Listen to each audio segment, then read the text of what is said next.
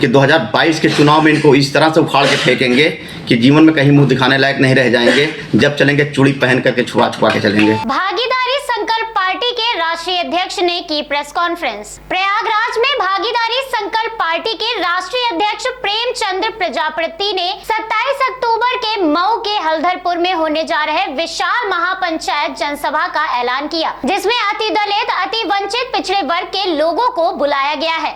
और इस दौरान प्रेमचंद प्रजापति ने मौजूदा भाजपा सरकार पर तंज कसते हुए बोला, भाजपा सरकार में ना तो महिलाएं सुरक्षित हैं, महंगाई चरम पर है, बेरोजगारी बढ़ती चली जा रही है। इसे लेकर सुहेलदेव पार्टी के राष्ट्रीय अध्यक्ष ओम प्रकाश राजभर के नेतृत्व में एक ऐतिहासिक मुख्य अतिथि अखिलेश यादव के साथ जनसभा को संबोधित किया जाएगा और साथ ही 2022 में हो रहे विधानसभा चुनाव का आगाज भी होगा।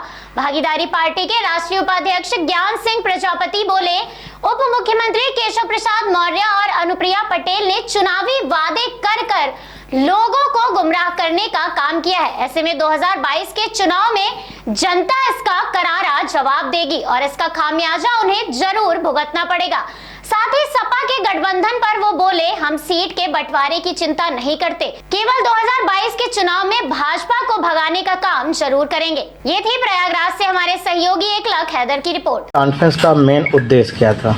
देखिए, आज जो प्रेस वार्ता बुलाई गई है भागीदारी पार्टी 27 अक्टूबर को भागीदारी संकल्प मोर्चा के तत्वाधान में हल्दरपुर का मैदान जनपद मऊ में महारैली का आयोजन किया गया है, जिसमें तमाम मुद्दे हैं, चाहे महंगाई है, किसानों का मामला है, शिक्षा का मामला है, भ्रष्टाचार है और जो लगातार पूरे उत्तर प्रदेश में गरीब समाज के लोगों की हत्याएं हो रही हैं, इन तमाम मुद्दों को लेकर हम लोग 27 अक्टूबर को जनपद मऊ में हम लोग एक बहुत बड़ी महापंचायत करने जा रहे हैं। मतलब इस तरह की महापंचायत है कि जहां तक आपकी नज़र जाए सिर्फ पब्लिक का ही जनसैलाब दिखाई देगा।